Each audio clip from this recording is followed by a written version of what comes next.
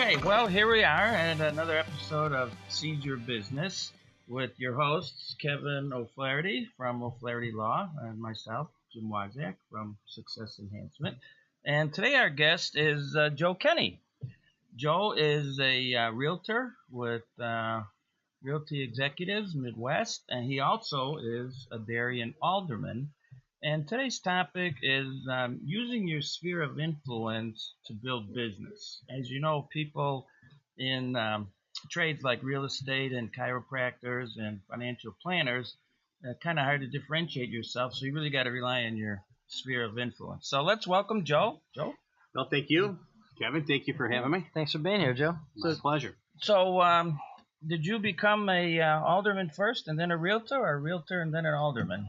No, I kind of became a realtor first and then an alderman, but I became a precinct captain in Darien. We call them committeemen where we're at, and wanted to be a good committeeman, so I started going to our homeowners association meetings to be a good committeeman. And while I was there, one of our presidents stepped down, and I got nominated to become the president of the homeowners association. They lined everybody up and looked for a volunteer, and 10 people stepped back, and I was the only one standing left in line. Ah, okay. So I met with the management company manager, and he asked me how come I never had a real estate license. And my question was, well, why do you ask? And he says, well, he says, you're very personable.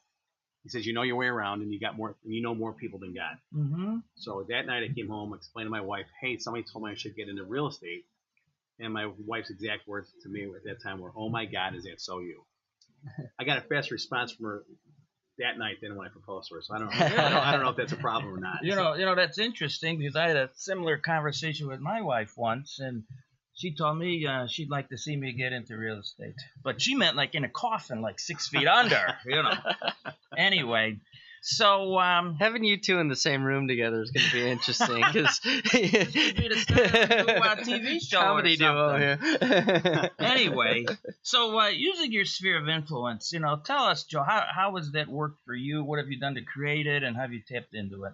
I think it's like everything else, and that's why I want to build my business by referral and whatnot. Kevin and I are in a couple of different organizations that tend to lend business back and forth to one another.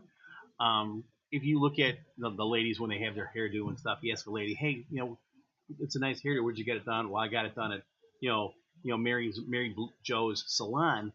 Well, why'd you go to Mary Joe? Well, my girlfriend Susie told it. It's the same thing with that. Everybody knows who do you know. And my sister always laughs, jokes. Joe's got a guy. I got a guy for everything. Right. So I think that it's a lot easier to talk to somebody on a warm basis. Somebody you have a relationship, you have a rapport with. You maybe went to the same high school, same college, grew up in the same neighborhood, and they trust you. Whereas opposed to somebody who will pick up the telephone and start calling you, oh, I'm from California, I can help your business with this and that, but you don't know me. Kevin knows me. My Rotary brothers know me. My LASIK people know me. The guys I went to high school know me. And those are the kinds of people and the relationships you want to build with your business.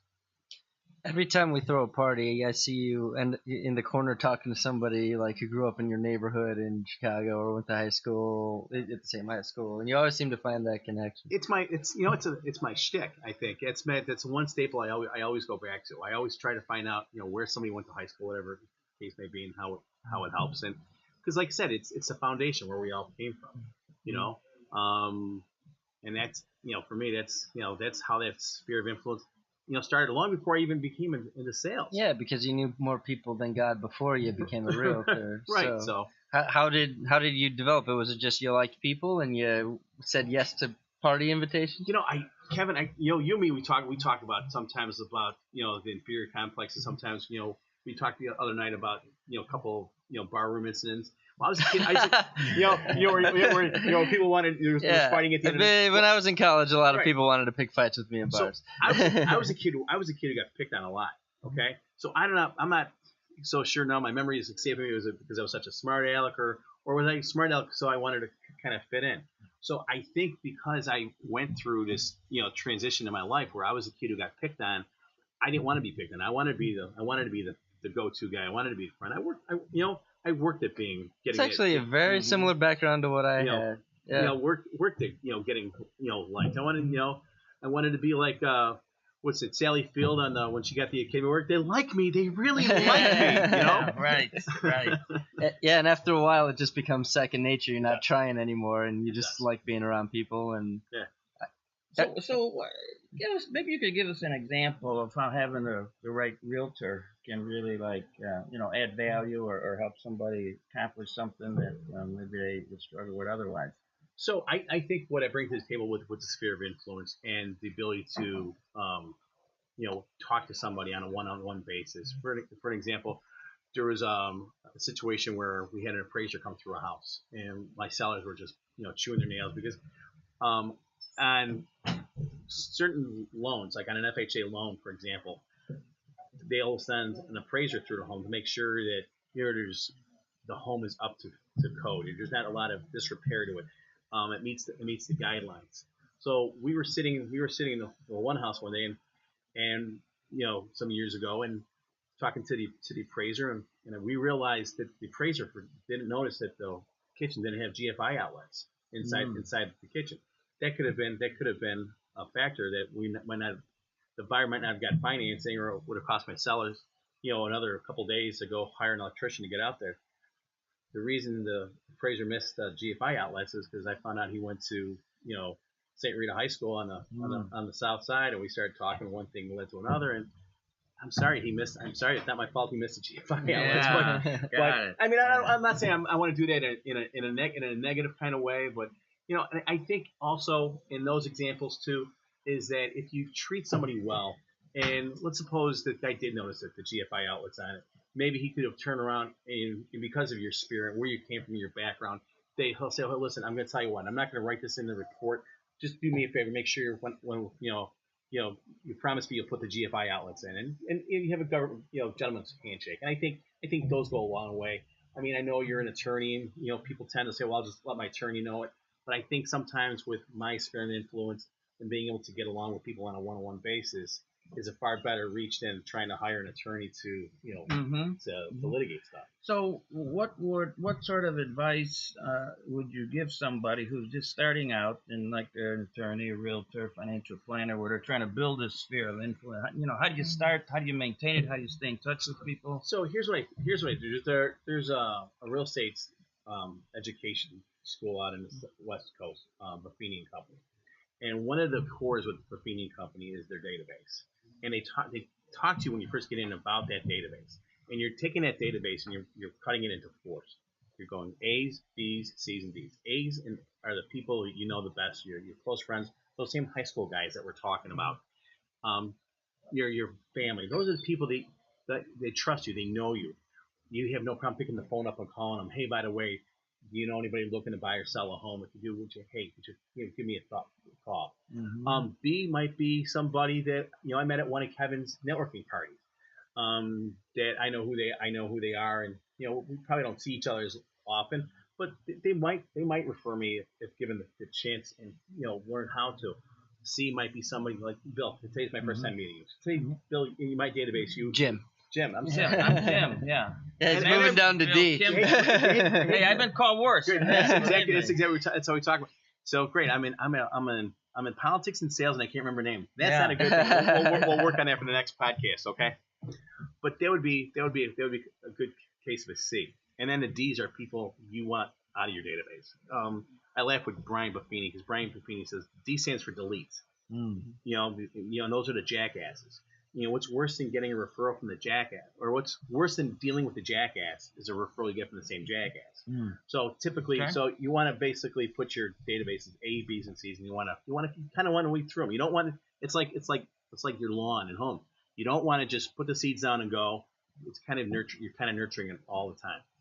So let's say you go to some function, networking event or social event or whatever. I mean, do you have a way you kind of decide who you're going to try to keep track of, or who you're going to meet, or do you try to meet everybody? I mean, how do you work the room? What's your strategy? Something I think, and I learned this a long time ago. Went to one of the chamber, one of the chamber business after hours, mm-hmm. and one of the things that they had said was, a lot of these chamber after hours, you have the beverages, you have the appetizers and whatnot, and there are people that will go, get their fill on it. But what they would say was, go bring 3 or 4 business cards with you. Get those connections up. forth. Do your work first, and then come back and do the socialization aspect of it too. Always looking for power partners that we can possibly refer business back and forth to. But that being said, there are some power partners that I have today that I don't look for anything other. Like there's Chrissy Kavoris from First Advantage Mortgage is my mortgage person. Mm-hmm. She's been a podcast guest before. Has she? so Chrissy and I have got a great relationship, working relationships, to the point where a lender may come to me and say, hey, let's go for coffee kind of thing, and those are the ones I'll say, hey, listen, I understand what you're trying. I'll take your card. I got no problem with it, but just know that I got a really strong relationship with my current lender right now, and so it I guess back to your question, Jim, it would all depend on the situation, what kind of group you're in, but you never know. You never know who's you're gonna benefit from. You never know if that person might not be a power partner for him, but his sister-in-law is going through a divorce, and hey, I just met a really nice guy this week. Maybe you want to talk to him. So I guess it all depends. Sure. I've used a program called Pipedrive to organize my database. It was something someone turned me on to, and it basically allows you to sort people into columns. It's similar to Salesforce. But I created columns for, my power partner relationships, where the first column is we've had our first meeting, we don't really know each other from Adam. Second column is we've had our second meeting. Third is we're in a group together, so we're going to see each other regularly. And then we start getting into they've sent me a referral. Now they've been activated. The next one is they've sent me multiple referrals. And then the last one is they're a top referrer, and they send me business all the time, and we really have a good stream going. And my goal is to get everybody advanced down that chart. And you're right, you only have room for so many people that you can truly be power partners with, that you're giving back what you're getting. So that top column better be really elite people. Right. But you don't want to spend a lot of time messing around past that second meeting. If you're at the second meeting and you can't find a way to integrate them into a group you're in, or they're not coming to your events, or they're not referring to you, then usually I just schedule like a follow-up in 6 months to touch base, and they stay stuck in that column. So. And you can also put them in some kind of drip campaign, Yeah. With any kind of e-newsletters that you're sending out. Yeah, make sure you stay in front of them Right. somehow. But how many lunches do you want to have with someone before you actually start doing business together?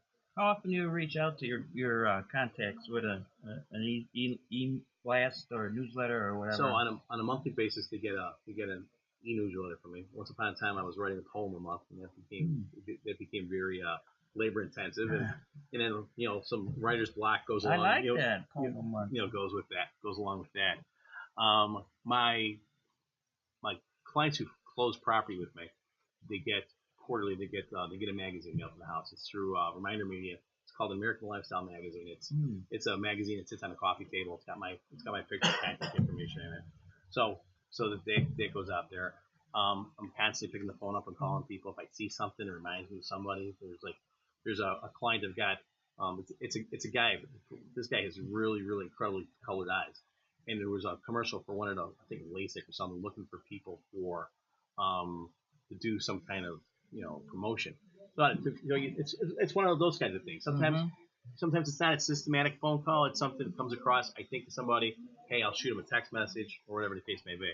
So you text that guy and say, "Man, your eyes are beautiful. You need to do this. Take my breath away." I actually basically said, "Hey, I got something for you. You might put some money in your pocket. You may want to give me a call." then we don't want any evidence of me saying anything like that. Okay. You said he had really interesting colored eyes. Were they like orange or purple or something? I swear to God, they were like the blue. They're like the blue Really? off your shirt. Wow. Yeah, Okay. It was just one of those kind of guys you just look at, like, wow, okay, cool. Yeah, okay. Well, let's not go too far down the rabbit hole. Right. I stopped. Okay, that's fine.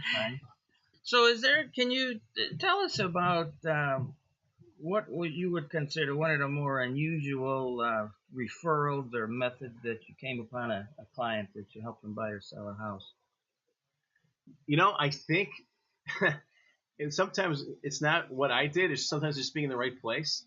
Some guy, I got a listing. I went to a for sale by owner in Darien, and as I was there was another realtor member came through, and he opened up the door and threw a can of coffee, into the house. with his business card on it. Hey, let's go, let's go sit down for a cup of coffee and talk about selling your house, kind of thing. And I just looked at the seller. The seller looked at me. He looked, you want to list my house? It wasn't my coffee. I'm like, sure. I mean, I was just there to look at the house, and so that's probably the most unique way that I've ever gotten a lead off of that. Now I'm trying to think from an actual referral standpoint. Well, I'll tell you what. While you think about that, let me ask you another question, because this is something I've kind of wondered about. These realtors, many of them, they'll say something like, let me help you sell your house.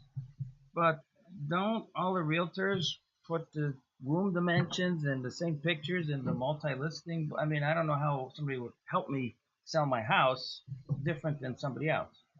Well, one of the things I typically do is, first off, you got to make sure that home is priced right. I don't care if your home is priced, if you got the nicest home in the world. And I always use the example, if you were to build a home with solid gold brick bars, and the time when the gold was at $1,000 an ounce, but the public only wanted to give you $200,000 for your house, what was your house worth?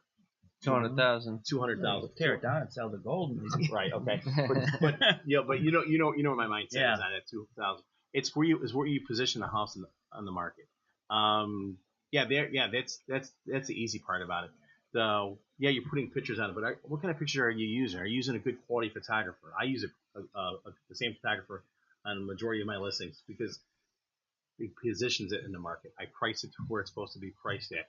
I write verbiage. My verbiage is, I want, when someone's reading it, want to feel like that they want to be there. I'll talk about, cuddling up to a good book with a fireplace on a cold Chicago winter. I'll put those in my remarks. Sometimes agents in the remarks will put, 3-bedroom, 2-bath in the actual description. And my theory on that is, well, you don't need to put 3-bedroom, 2-bath in the description, because that's already above in the additional information when you talked about the room sizes and whatnot. And also sphere of influence. I'm pushing that out. I'll use social media. I'll buy ad space on social media. It'll pop up on my sphere of influences, Facebook pages. They see that I've got another listing, because of the ad space on it. They may know somebody who's looking to purchase. One of the things I will do, if I take a listing in the city of Chicago, I will go through my sphere of influence and see, who's a police officer, who's a teacher, who's a Chicago firefighter. They have residency restrictions, and they have to live within the city. I can then pick the phone up and call a couple of my police friends. Hey, do you know anybody who want to live on the southwest side? I'm about to put a new house on. So that works. There are things where I can look at via my MLS system what certain agents may have certain buyers, and it's called a reverse prospecting, where I could turn around and say, hey, Susie Seller, your agent, you've been emailing your agent this same kind of property. I just put one on the market today. That might be a good fit for you. And I've made that. I've made that phone call, and that same call is turned around and bought that house on the weekend. So it depends on what you're doing. So any other pieces of business advice you want to share before we let you go, Joe? And Kevin, I think you and I kind of talked about this the other day, is from treating people right in this sphere of influence kind of thing. I know realtors, they, for the most part, they want to do the best they can for their clients, and they'll fight for the IT for them. But I think the problem lies is that they're doing whatever they can to get that deal to the closing table, but the next deal that comes through, they may be affecting their clients negatively, because I now know if I got a client that wants to purchase this guy's home, we got a couple of other homes we're going to look at first. We may look at those other homes first, because I know that this transaction was so hard, and this guy fought so hard, and there was no, I didn't have any fun with it. I mean, I love calling up. One of the first things I do is when I pick a listing, if it's in a marketplace, I will go back to the agents I've done business with before and say, hey, Sue, I've got this great new listing. Hey, Liz, I got another listing in Garfield Ridge. I know you always got clients out there. I will call them first to let them know it's coming, the property's coming on, because I like working with them. I think we should do that in all of our business. From whether it be real estate, legal, whatever the case may be. Because you don't want to be you're not working just for the sale today. You're also working for the sales in the future. Good. Well, thanks for your time, Joe. How can people reach you if they want to reach out? They can reach on the websites at joekennyhomes.com. They can reach me on Facebook at Joe's My Realtor. They can reach me at Joe Kenny on Twitter. They can call 630-334-2858. You just Google my name, and I'm sure you'll find it. And you can reach me at on the seizeyourbusiness.com website. We've got all my and Jim's information. If you want to call me directly, my office line is 630-324-6666. And Jim, how can people reach you? Well, my phone is 630-272-3895. And you can also look at my website, improv-4-business.com, because we're now using comedy to help businesses grow. All right. Thanks, Joe. Pleasure having you. Thanks, guys. It's been a pleasure.